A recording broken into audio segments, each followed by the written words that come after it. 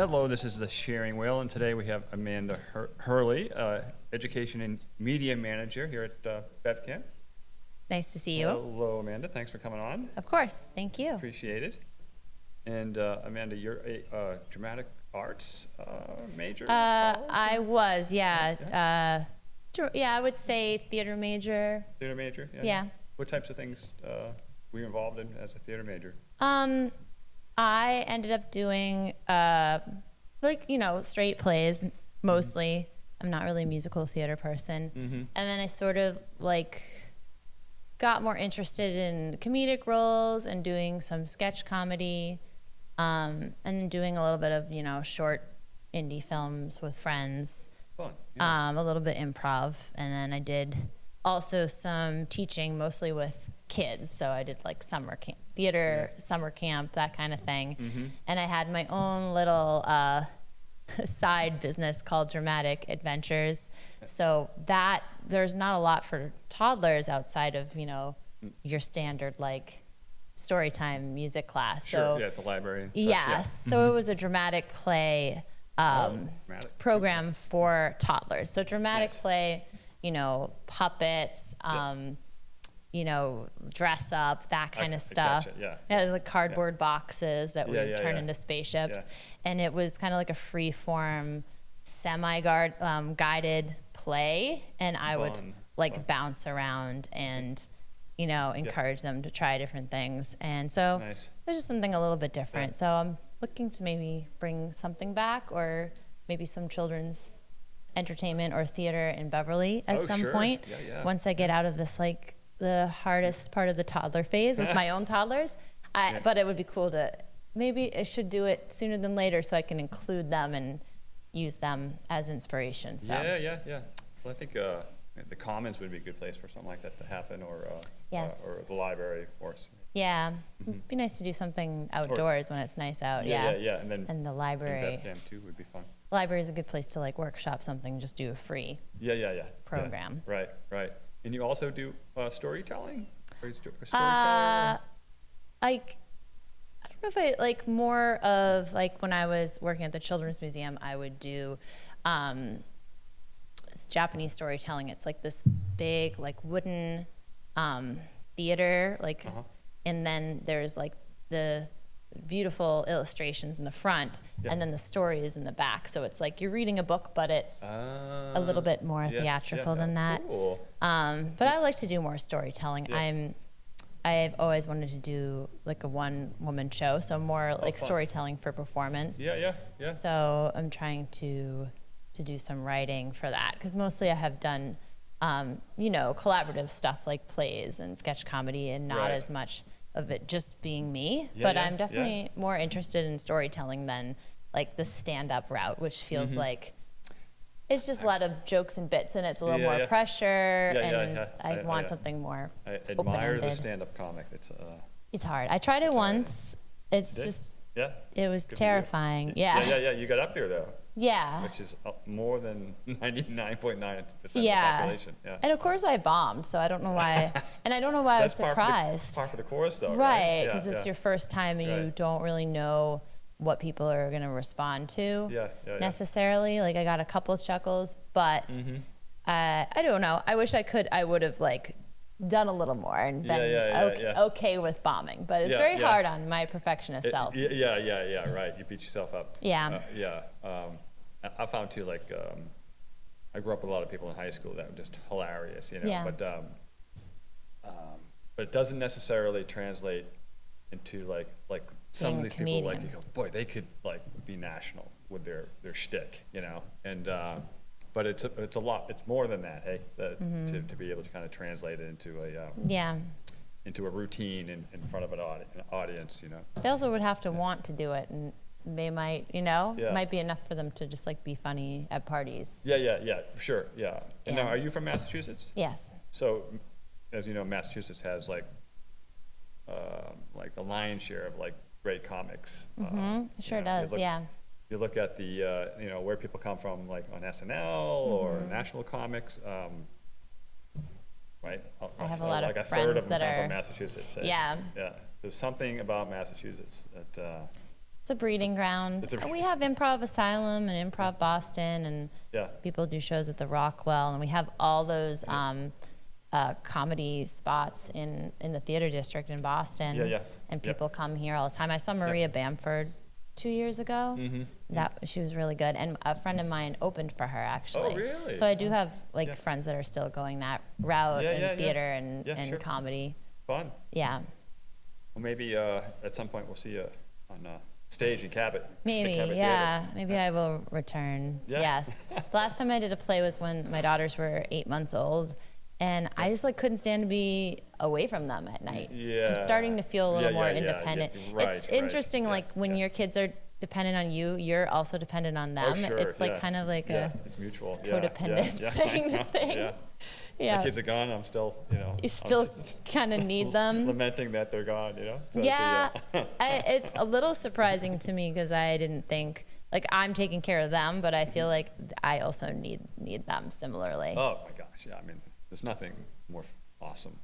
Yeah. Yeah. It is the best. Really? I'm always happy to talk about them.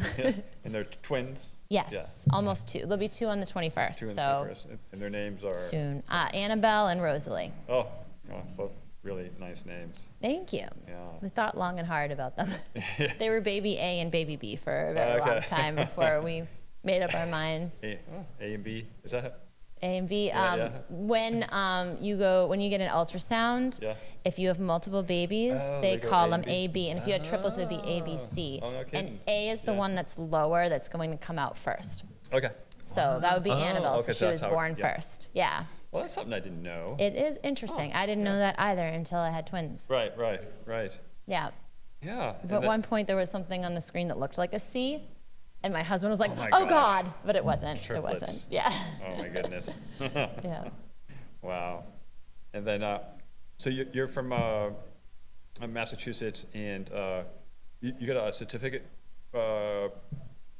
program in broadcasting, or I did. Yeah. I kind of took a tangential route. I got my degree in theater, and then COVID, right before COVID, I was kind of bored. I was mostly working as a nanny as a day job and doing theater at night, and I thought maybe I should learn some more technical skills or just try to do something different. And I was already interested in storytelling and film. So I did a certificate program at Roxbury Community College, and then I got an internship at UMA, which is the Malden Community Access Center, shortly after. Nice. And then I got a full-time job there, and then I moved here and got a full-time job here. So it happened, Wow. Pretty quick. So that was like a pandemic sort of transition kind of thing? Yeah, it was funny. It was actually well-timed because I started there right before the pandemic. Okay. And then the pandemic hit, and I was thank God, because I don't want to work in childcare and catch all their germs. No offense to the kids out there during the height of COVID. I know. So I did not. Oh my gosh. It's one thing if it's your own kids, but if you're Yeah. Wow. Oh, that's awesome. So, with BevCam, what types of things have you been doing here?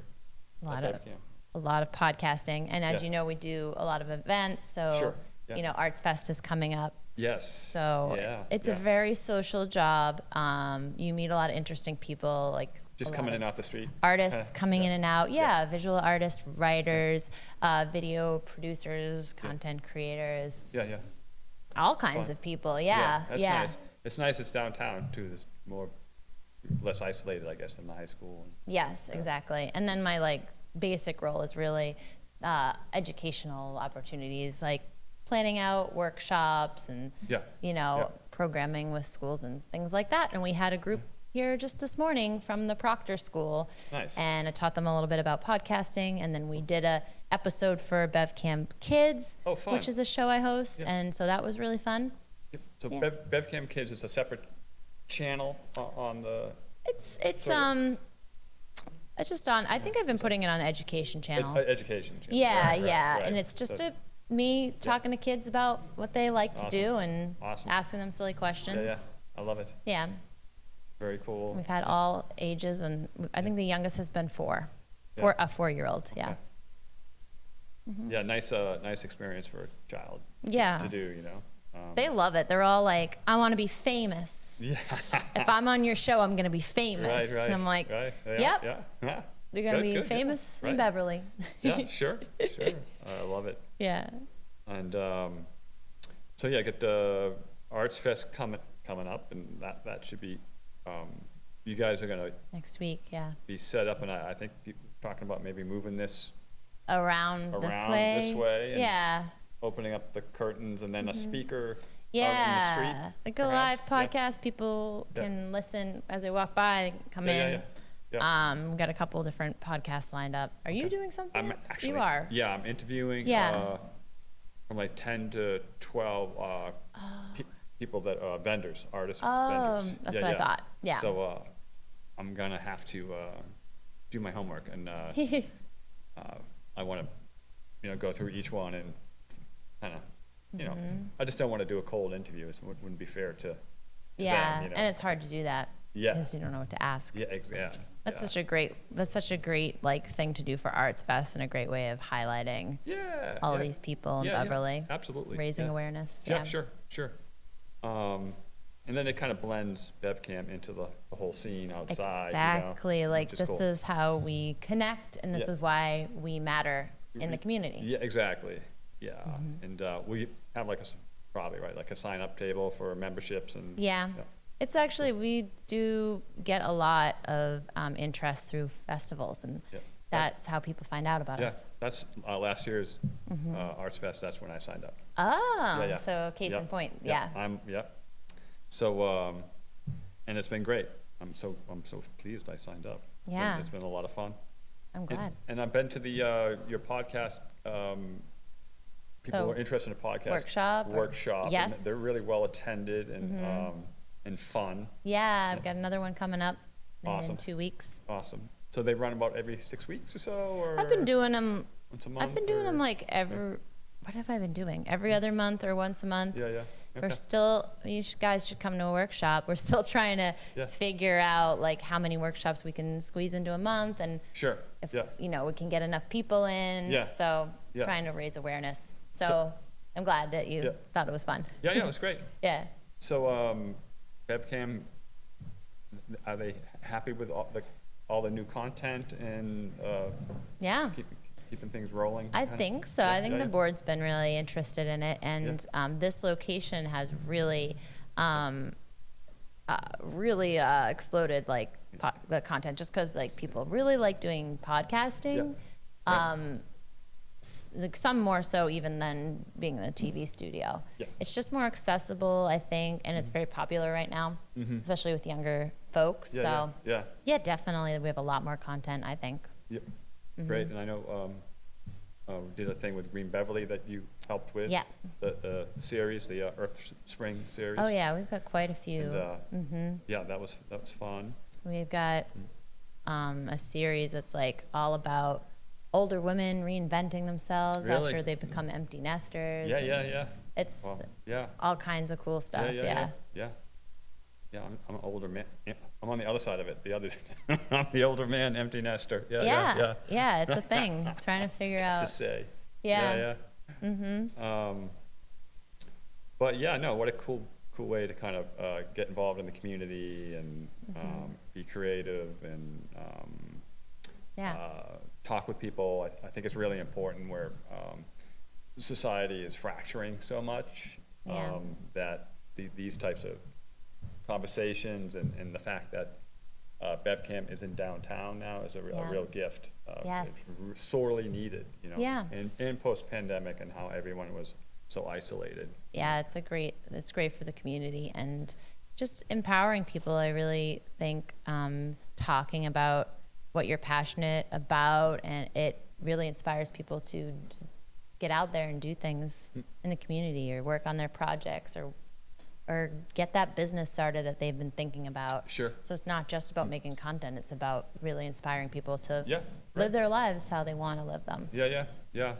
And it doesn't hurt that you guys are attached to Delphine's No, except it hurts my wallet. Yeah, mine too. Yeah, Yeah. I love a crepe. Yeah. I was just there. Their soups are fantastic. Yes, they are delicious. Really nice people that run it as well. Yeah, I mean, we have plenty of places to eat, that is for sure. Yeah. I do a lot of my prep there. I'll go over and have a coffee or soup, and that's what when I prepared for you. Yeah. That's where I was. Nice. But yeah, so is anything else you'd like to share that's going on with BevCam? We have next week, Rob, our executive director, is teaching a new member orientation. Nice. So we're trying to strongly encourage our new members to come to an orientation. Okay. So they can really understand. Because I think for a lot of people, they don't fully grasp all that we offer. And so we don't want folks to miss out. Yeah. Because there really is a lot more than meets the eye. And, Yes. Okay. Yeah. And, you know, I've also been inviting prospective members. So if there's someone that's strongly considering, it's a great thing to come to. And, you know, Rob does a great job. Mm-hmm. And so it's an opportunity to really ask questions and to figure out how you fit in at BevCam. Sure. Yeah. Makes total sense. So that'll be good. And then another podcasting workshop the following week. Yeah. Very cool. And thank you, Amanda, for coming on the sharing wheel. Yes, thank you for having me. And I've worked with you, and I appreciate all that you do and your patience. And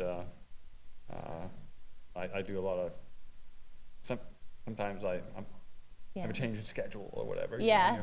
That's fine. So, we're used to that. Yeah. But yeah. That's cool. It's the first time being on someone's podcast, actually. Oh, really? I've never been invited. Oh my gosh. Oh, historic. So thank you. Yeah. Yeah. Awesome. Well, thanks a million. Yes. Thank you for having me. Sure. Yeah. Cheers. Cheers. Thanks. This has been the Sharing Wheel.